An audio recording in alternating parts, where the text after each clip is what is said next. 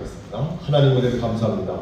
오늘 말씀을 증거할 때 주님, 우리의 가족들이 천국을 경험하고 천국의 삶을 소망하고 희망합니다. 그런데 그 뜻대로 되지 않고 가족의 갈등, 가족의 어려움, 가정의 해체가 되어지는 요즘 이 말씀을 통해서 완전한 솔루션, 완전한 대답을 받고 돌아가는 오늘 말씀의 시간이 되게 하여 주시옵소서. 감사하며 예수님의 이름으로 기도합니다. 아멘. 됐죠? 잘 보이죠?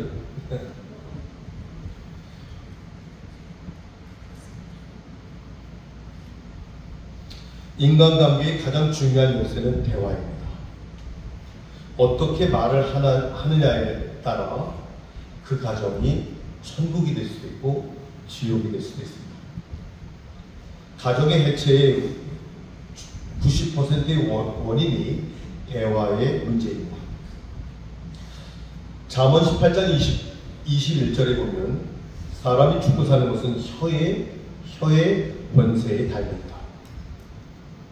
하나님께서 천하 만물을 창조하셨는데 그것은 하나님의 아름다움이었습니다. 정말 좋았다고 하나님이 말씀하셨습니다. 그런데 조금 후에 보니까 하나님이 처음으로 보시기 안 좋다고 얘기하시네요.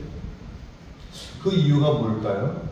그것은 아담에게 대화할 상대가 없어 아담이 고독해야 하는 그런 모습을 보면서 하나님이 보기 안 좋다, 그렇게 말씀하셨습니다. 즉 대화할 상대가 없다는 것, 고독하다는 것, 하나님이 보시기에 좋지 않다는 이야기입니다. 그들은 죄수들이요 가장 무서워하는 것이 심한 그런 고문입니까? 형량의 좋고 작고 큼입니까? 그것이 아니라고 합니다. 그들은 대화할 수 없는 독방에 갇히는 것이 가장 무서워한다고 합니다. 인간은 너나 할 것 없이 누구나 혼자일 때 외로워지죠. 이처럼 대화는 중요합니다. 그러면 대화는 어떻게 해야 될까요? 에베소서 오늘 여러분이 읽으신 이 말씀에 완전한 대답이 나와 있습니다. 첫째는 이 말씀대로 제가 설명해 나가겠습니다. 이탈하지 않고요. 첫째, 거짓을 버리고 참된 것을 말해야 된다고 오늘 25절에 말하고 있죠. 우리가 먼저 가까운 사람끼리 참된 것을 말해야 됩니다. 가장 가까운 사람이 누굽니까? 가족이죠. 부부죠. 이렇게 참된 것을 말해야 하는 이유가 뭘까요? 오늘 성경에 우리는 지체다.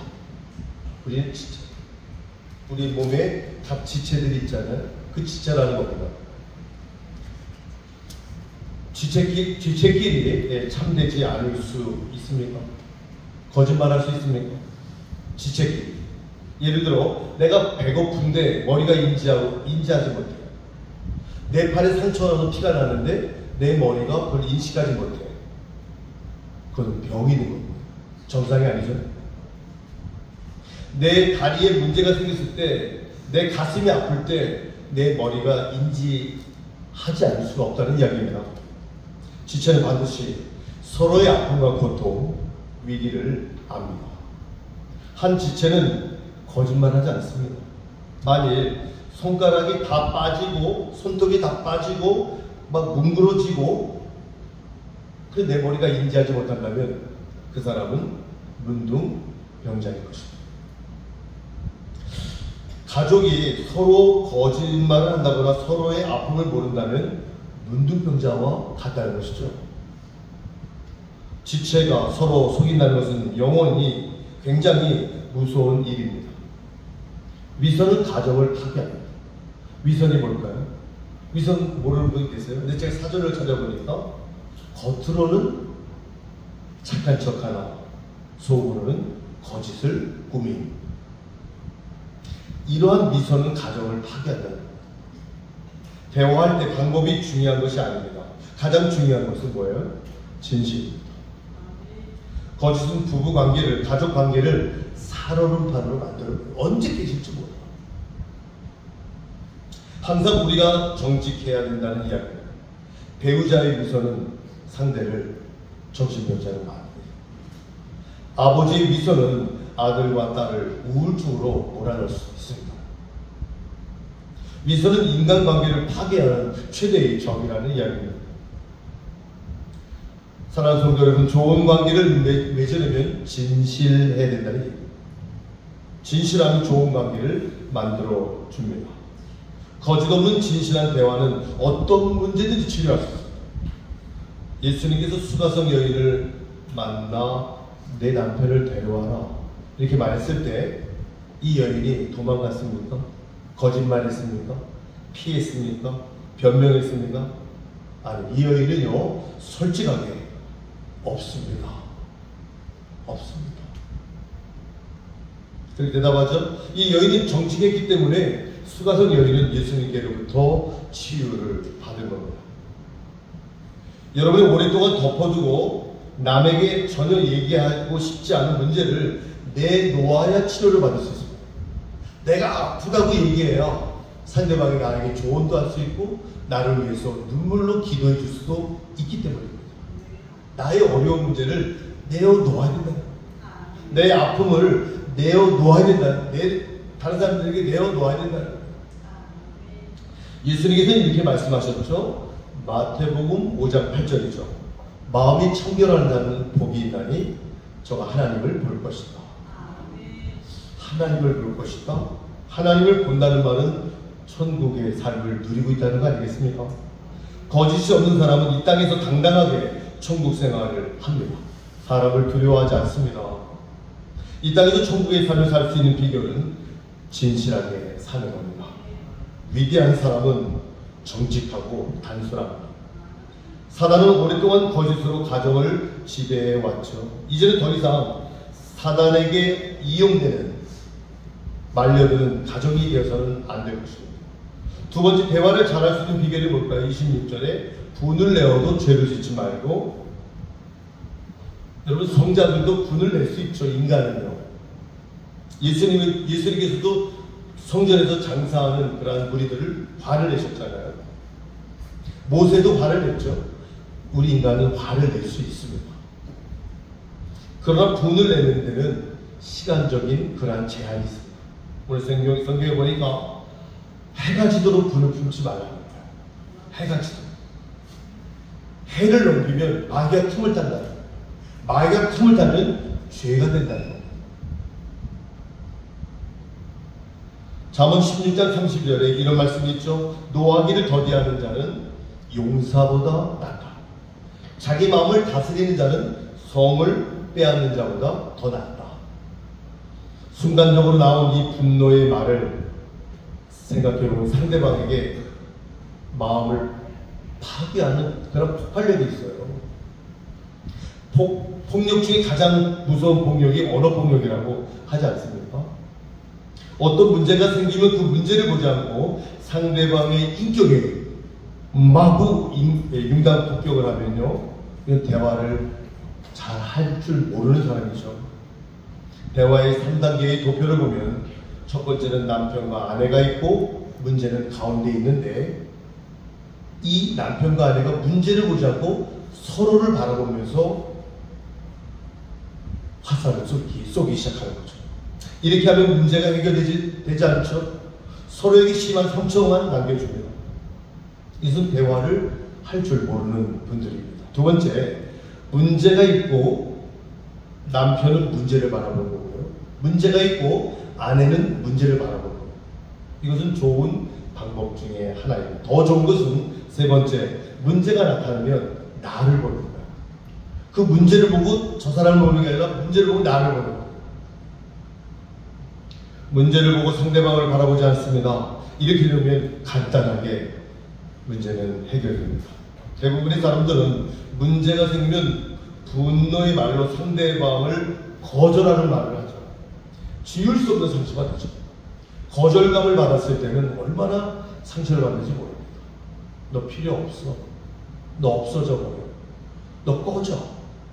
이런 얘기는요, 엄청난 자신으로 하여금 굉장히 존재의 이유를 모르게 하는 그런 무서운 말입니다. 화가 치밀어 오를 때 말을 막 하는 사람은 성숙한 사람 아닙니다. 문제를 만나면 문제를 보고 나를 봐야 된다는 이야기입니다. 성경에서 나오는 인물 중에 문제를 해결하지 않고 남편에게 지울 수 없는 그러한 상처를 준 사람이 누굴까요? 욥의 아내죠.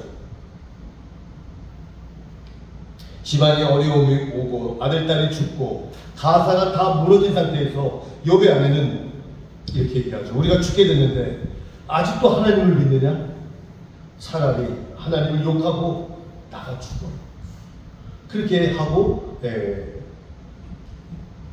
나가버리죠. 이렇게 이때 사단은요 쾌재를 부렸어요. 이런 상황에서 사단은 쾌재를 부르죠. 너무 좋아하지 사단이. 문제를 생길 때 문제를 보지 마십시오. 많은 사람들이 자기를 보지 않고 상대방의 실수만 바라보는 실수를 되풀이하고 있습니다. 항상 내가 문제라고 생각할 때 문제는 해결되는 겁니다.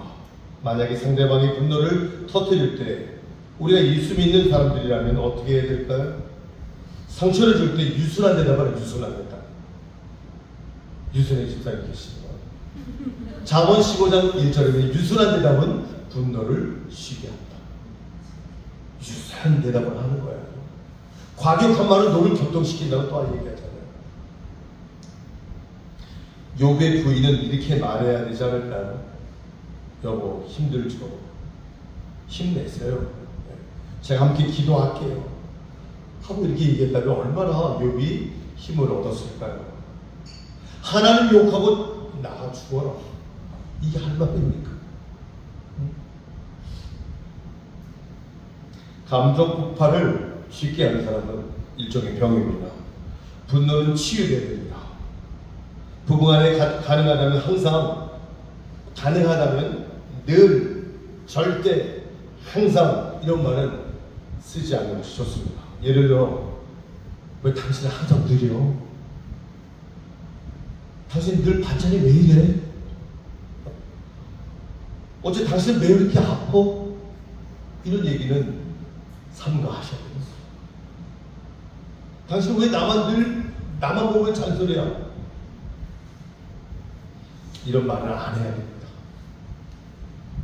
어떤 사람은 싸움하는 거, 다투는 거, 분을 내는 것을 즐기는 사람도 있습니다. 싸움은 즐기면 안 됩니다. 잠언 21장 19절에 다투며 속내는 여인과 함께 사느니 차라리 광야에서 혼자 사는 것이다. 그런 말씀 성경에 있습니다.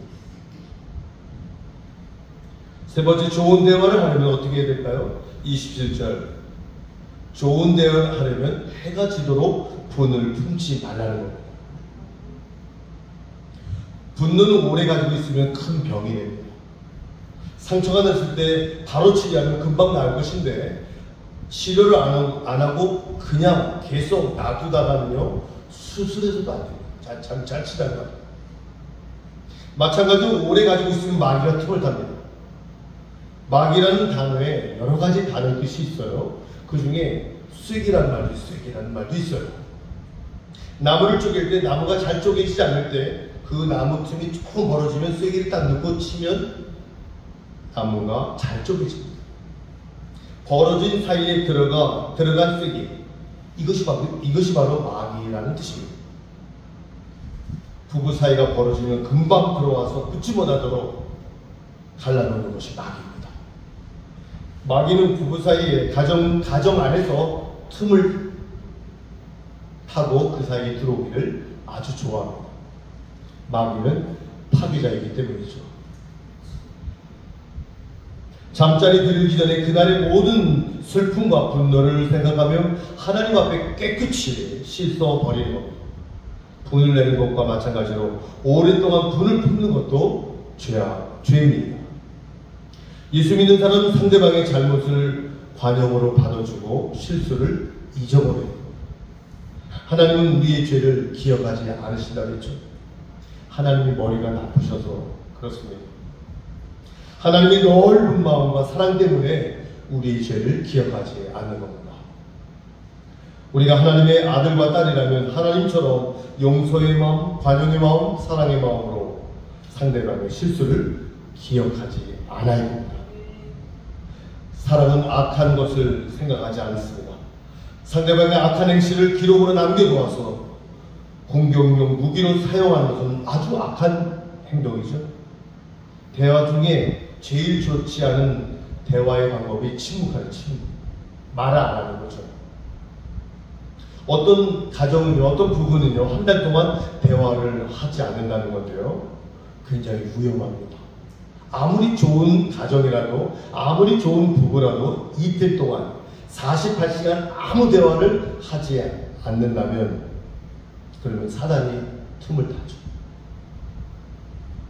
끝까지 그 사람을 찾아가서 큰 마음으로 품어주고 그의 실수를 잊어버리고 그 쉬운 예로 베드로가 예수님을 버리고 도망가지 않았습니까? 예수님은 부활 승천하셔서 끝까지 베드로를 찾아가시죠. 그리고 요한복음 13장 1절에 내가 너를 사랑하되 세상 끝까지 사랑할 것이다. 하나님은 자기의 사람을 사랑하실 때 세상 끝까지 사랑하신다는 말씀. 끝까지 찾아가는 사람이 큰 사람입니다. 가족 관계는요, 자존심이 존재한다 안 됩니다. 자존심이 필요 없는 관계가 가족 아닙니까?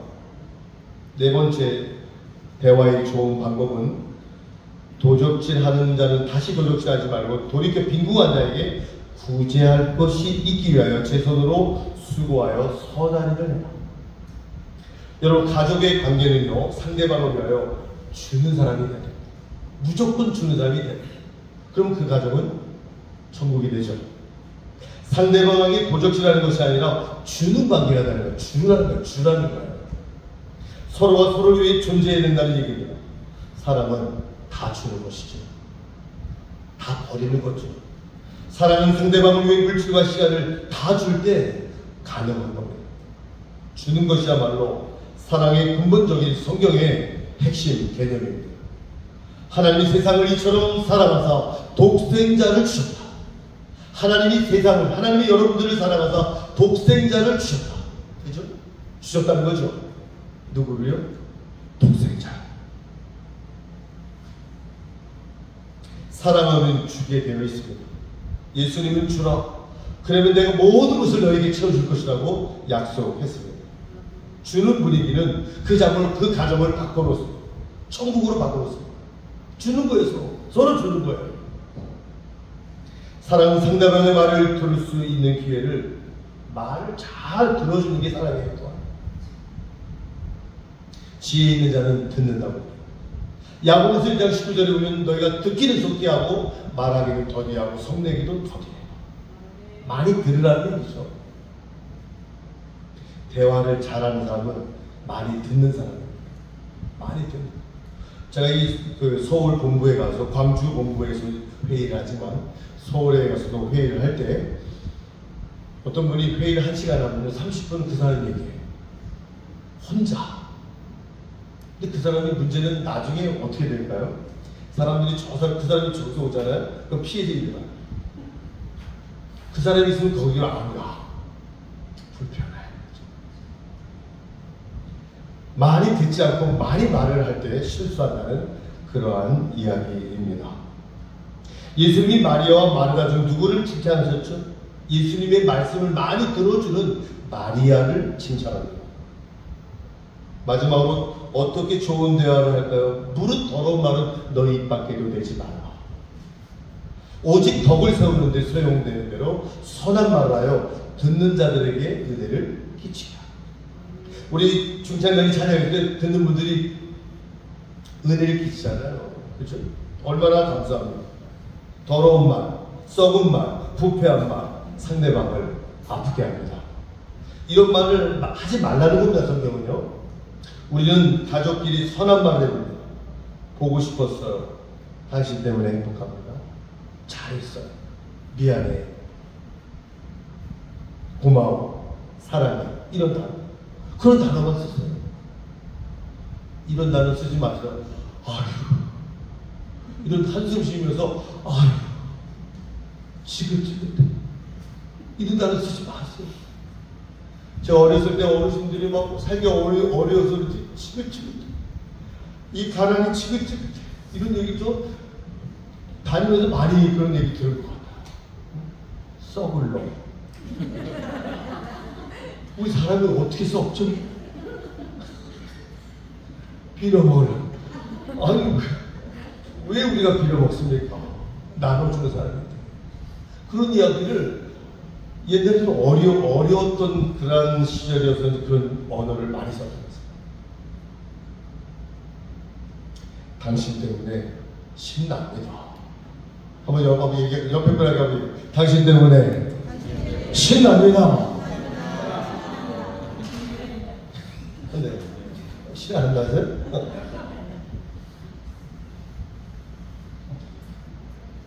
나쁜 말은 상대방의 마음을 아프게 합니다. 말로 사람을 죽일 수 있고 살릴 수도 있습니다. 똑똑한 말보다 사랑의 말이 필요합니다. 사랑의 말은 사람을 감동시키고 그 상황을 변화시킵니다. 성경이 뭡니까? 성경은 하나님의 사랑의 언어의 책입니다. 똑똑한 말을 하는 사람보다 사랑의 말을 하는 사람이 이 사회에 필요합니다. 여러분, 세상의 사람들 막 똑똑한 사람을 얘기하는 거 보세요. 거기 감동이 있습니까? 사랑의 말. 응? 제가 미안해요. 제가 실수했습니다. 제가 잘못했습니다. 이런 얘기하면 이렇게 청문회 하는 거 보면 간단히 끝나버려요. 그럼 더 질문할 게 없어요. 끝. 그런데 얼마나 이 얘기가 참 부자연스러운지 모르겠어요. 하나님의 언어를 배워야 되는데 말이죠. 배워야 할 때 중요한 것은 테크닉이 중요한 것이 아니라 하나님의 언어를 써야 됩니다. 사랑하는 성도 여러분, 너와 나의 관계는 늘 긴장입니다. 서로의 배경과 성격이 다른 남녀가 만나서 부부가 되는 거 가까워질 수 없습니다. 갈등 관계로 될 수밖에 없습니다. 근데 거기에 너와 나 사이에 하나님이 계시다. 각자가 하나님을 향해 서로를 반응하다 보면 좁혀지게 되어 있고 이해하게 되어 있습니다. 하나님이 없는 이 가정생활은 지옥입니다.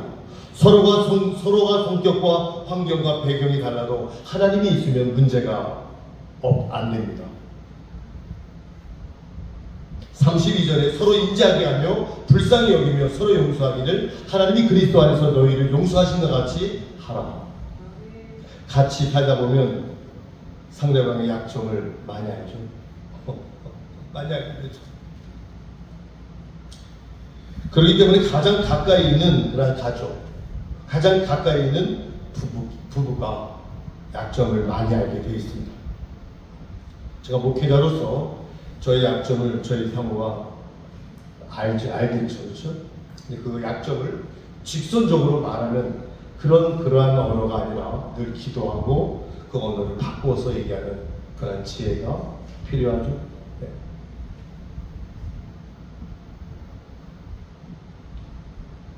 요셉은 17살 나이에 애국으로 팔려가서 13년 동안 죽을 고생을 다합니다. 죽을 고생. 감옥에 들어가고요. 제발 살려달라고 하지만 매정하게 형들은 팔아버립니다.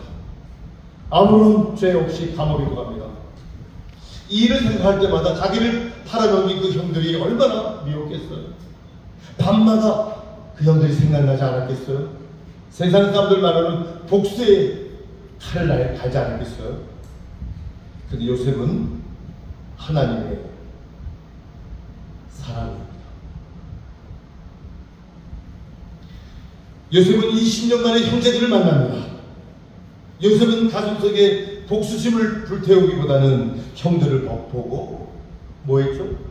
울었습니다. 서로 오늘 32절에 서로 인자하게 하며 서로 불쌍히 여기며 서로 용서하기를. 여러분 불쌍히 여기잖아요? 그럼 눈물이 나와요. 여러분 가족, 여러분의 배우자를 여러분 불쌍히 한번 여겨보세요. 눈물이 나와요. 저는 눈물이 나와요. 운전할 때도 생각하면 눈물이 나는 거예요. 불쌍하게 생각할 눈물이 나오더라니까요. 고생을 하는데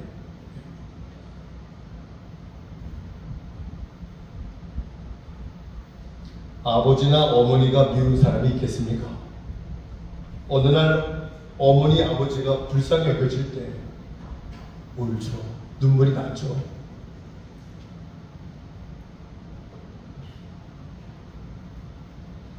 가족 간의 아픈 상처, 대대로 내려온 그러한 여러 가지 저주, 생각하기도 싫은 고통스러운 것이 있다면, 그것이 바로 여러분의 가정 안에 있다면 그 죄의 고리를 용서의 마음으로 끊어버리시기 바랍니다. 가정의 환경이 개인을 결정한다는 것은 하나의 이론입니다. 세상 사람들은 심리학자들은 이론이에요, 이론. 그러나 성경은 그게 아니라고 합니다. 끊을 수 있다고 말합니다. 그것이 바로 진리입니다. 요셉은 그 형들에게 얘기합니다. 형님들 나를 이곳에 팔았으므로 걱정하지 마세요. 한탄하지 마세요. 형님들이 나를 이곳에 판게 아니라 하나님이 나를 이곳에, 형님들 먼저 이곳에 나를 보내셨습니다. 하나님이 하신 겁니다. 그렇게 얘기하잖아요. 사랑하는 성도 여러분, 여러분의 가정에 아무리 죄가 흐른다 하더라도, 저주의 죄가 흐른다 하더라도 예수의 보혈로 모두 끊어버리시기를 주님의 이름으로 부탁드립니다. 여러분 마음에 우리 아버지, 우리 어머님이 이렇게 살았기 때문에 나도 어쩔 수 없어, 난 이렇게 살 수밖에 없어, 우리 아버지가 이렇게 살아 나도 이렇게 됐어, 그렇게 얘기하지 마십시오. 그렇다더라도 여러분들은 주님의 마음에, 주님의 세계로 여러분은 마음을 세워가시기를 바랍니다. 주님은 우리를 모든 죄에서 자유케 하셨습니다. 한 사람 아담이 죄를 지었으나 한 사람 예수 그리스도께서 우리의 죄의 모든 저주를, 우리 가게에서 흐르는 모든 죄의 저주를 예수님이 끊어 주셨습니다. 누구든지 그리스도 예수 안에 있으면 새로운 피조물이라고 말합니다. 바다에는 썰물과 밀물이 있죠. 하루에 2번 왔다 갔다 하죠. 하나님의 지혜입니다. 2번 이 바닷물로 이 모래를 깨끗하게 닦아주죠. 이것은 하나님의 놀라운 섭리입니다. 우리 인간관계에서 용서하지 못한 사람이 있는지 살펴보고 하루에 2번씩 밀물과 썰물로 깨끗하게 용서하시기 바랍니다. 용서는 노함과 악독과 분냄을 없애고 나를 해한 사람은 오히려 불쌍히 여기는 것, 부드럽게 대하는 거예요. 용서. 여러분 가족 중에 아직 용서되지 못한 사람이 혹시 있습니까?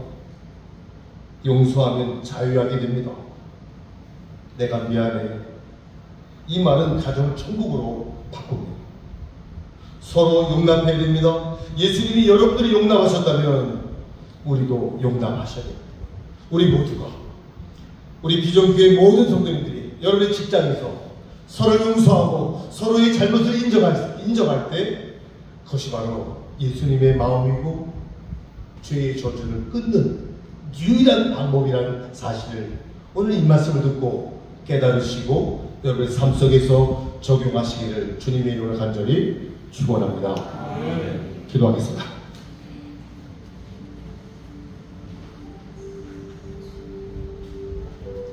우리 시간 기도할 때 내 아버지가 이렇게 살아도 나도 이렇게, 내가 왜 이렇게 똑같이 되지? 저는요 이거를 실제로 본 적이 있어요. 어떤 분인데 그 아버님이 술로 인해서 간암에 복수가 차서 돌아가셨어요. 근데 그 아들 한 분이 있는데 그 아들도 똑같이 술을 똑같이 아버지처럼 드시면서 간암에 걸려 마지막 떠나면서, 난 아버지가 그래서 나도 이렇게 따라 나도 모르게 왔네 이렇게 얘기하면서 세상을 떠나는 사람을 봤습니다. 여러분 그건 마귀에게 속는 겁니다. 우리는 그 마귀의 그 유혹을 끊을 수 있습니다.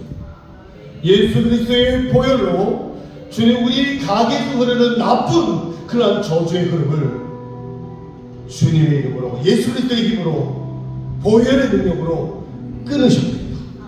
주님 끊게 하여 주옵소서. 주여 한번 부르고 기도하겠습니다. 주여 하나님 감사합니다. 주님의 은혜로 역사하시고 하나님 역사하시고 은혜 위에 은혜를 부으시고 성령의 세비라는 나만은 우리 비전교회 모든 성도들 되게 하여 주옵소서. 주의 역사를 저희들 되게 하시고 하나님의 말씀의 능력으로 주께서 함께 하시는 하나님의 놀라운 영을 보시고 인도하여 주시기를 간절히 빌고 원합니다. 주께서